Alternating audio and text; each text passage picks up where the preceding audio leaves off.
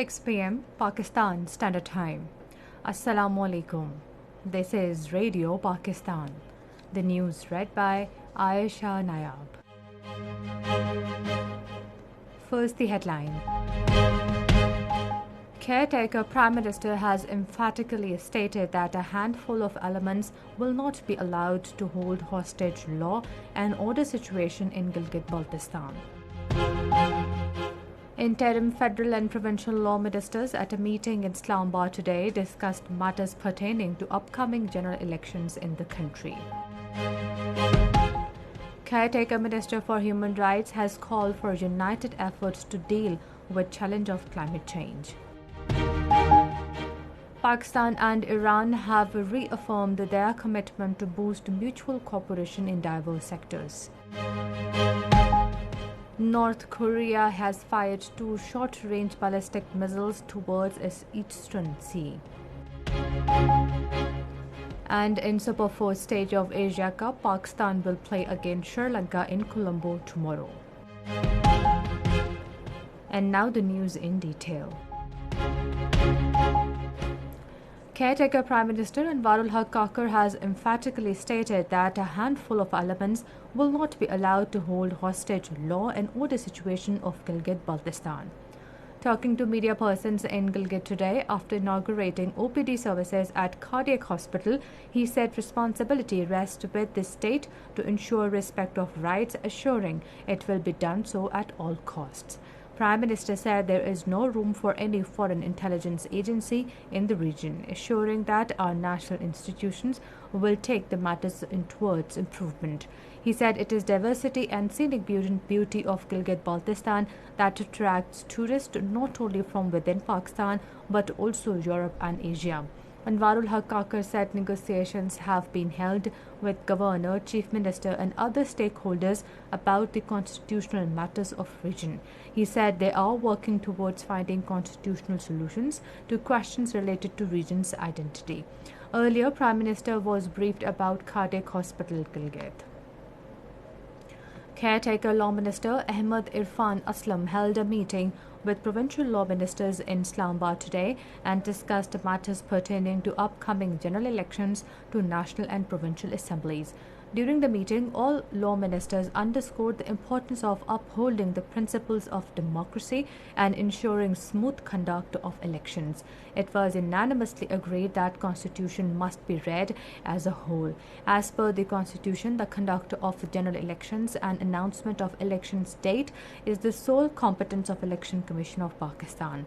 The discussion highlighted the government's commitment to ensuring free, fair and transparent elections in country adhering to principles of democratic governance.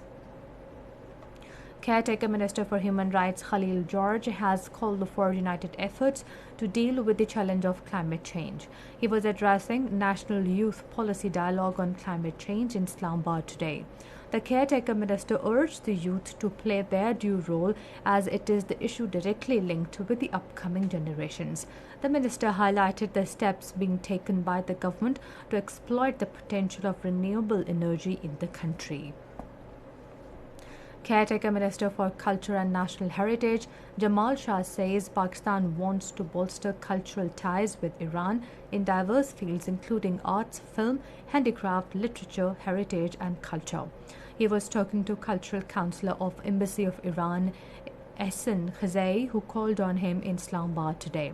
During meeting, 2 sides discussed cultural ties between Pakistan and Iran as well as the latest developments regarding those relations, including cultural agreements between the 2 brotherly countries. They discussed cooperation in organizing various cultural events, including Iranian Films Week and other cultural exchanges. The 2 sides also exchanged views on Pak-Iran joint film production and decided to hold delegation-level meetings to further discuss on it. Speaking on the occasion, Iranian Cultural Councillor said that there are many cultural and historical commonalities between Pakistan and Iran. Foreign Minister Jalil Abbas Dilani said British Minister Lord Tariq Ahmed at a meeting in London have expressed satisfaction at the current trajectory of bilateral ties. They discussed new opportunities in trade, education and climate cooperation to further strengthen partnership. King Salman Relief Center has completed distribution of 12,000 food packages to assist individuals affected by the recent floods in Chitral and Deed districts. During the second phase, King Salman Relief Center is also distributing 4,400 food packages to flood victims in Punjab's Muzaffargarh and Bhavalnagar districts, 5,000 food packages in Sajawal and Dadu districts of Sindh province, and 11,000 food packages in Karan, Shabatpur and Washak in Balochistan. In total, this initiative aims to benefit 226,800 people across Pakistan. In an intelligence-based counter-narcotics operation, Pakistan Navy and ANF seized approximately 782 kilograms of narcos at Arabian Sea. According to a statement released by Pakistan Navy, the apprehended drugs were stowed in hidden compartments of a fishing boat that was successfully intercepted by a Pakistan Navy ship.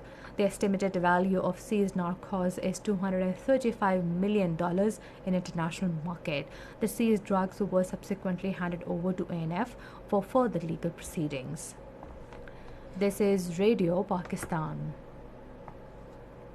The Secretary General of Organization of Islamic Cooperation, Hussain Brahim Taha, has appreciated Pakistan's robust engagement with OIC and its effective participation in addressing challenges confronting Muslim world. He was talking to Pakistan's permanent representative to OIC, Ambassador Syed Mohammad Fawad Sheh, who called on him in Jeddah today. On the occasion, a wide range of issues facing Muslim world, including Islamophobia, were also discussed. Ambassador Syed Mohammad Fawad Sheh said Pakistan has maintained a firm position and traditionally played an active role in steering Organization of Islamic Cooperation's response to all important issues. He thanked Secretary General's unwavering support to Kashmir cause and urged for complete implementation of OIC Plan of Action on Jammu and Kashmir adopted by 48th session of Council of Foreign Ministers in Islamabad. On repeated incidents of desecration of Holy Quran, Fawad Sheh reiterated Pakistan's strong condemnation of these despicable incidents. In Indian illegally occupied Jammu and Kashmir, Indian troops in their fresh act of state terrorism martyred one more Kashmiri youth in Rajouri district today. The youth was martyred during a cordon and search operation in Narla area of the district. Meanwhile, to prolong the illegal detention of senior APHC leader Shabir Ahmad Shah, the Delhi High Court has adjourned hearing of his bail application till 22nd of this month. Shabir Shah was arrested by India's infamous National Investigation Agency in 2017 in a false case. He is presently lodged in New Delhi's Tihar jail. APHC Azad Kashmir chapter convener Mahmood Ahmad Sagar, in a statement in Islamabad, urged the United Nations and world human rights bodies to take cognizance of the unlawful detention of Shabir Ahmad Shah. A massive protest was held in Muzaffarabad against the Modi government's anti-Kashmiri measures in the occupied territory. North Korea has fired 2 short-range ballistic missiles towards its eastern sea. The launch comes as North Korean leader Kim Jong-un is in Russia. Ukraine attacked Russia, a naval fleet and port infrastructure in Sevastopol near Black Sea today. Ukrainian military intelligence confirmed that a large landing Russian vessel and submarine were hit during the attack. On the other hand, Russia says the attack caused a large fire at the Sevastopol shipyard, leaving 24 people injured. In Central Asian Beach Volleyball Championship, Pakistan women's beach volleyball team beat Kyrgyzstan 2-1 in their inaugural match at Cox's Bazar Beach, Bangladesh. Pakistan women scored 11-21, 21-14 and 15-13. In the Super 4 stage of Asia Cup, Pakistan will play against Sri Lanka in Colombo tomorrow. The match will start at 2:30 p.m. Pakistan Standard Time. And finally, the weather report. Hot and humid weather is expected in most plain areas of the country during the next 12 hours. However, rain, wind and thunder showers expected at isolated places in Kashmir and adjoining hilly areas.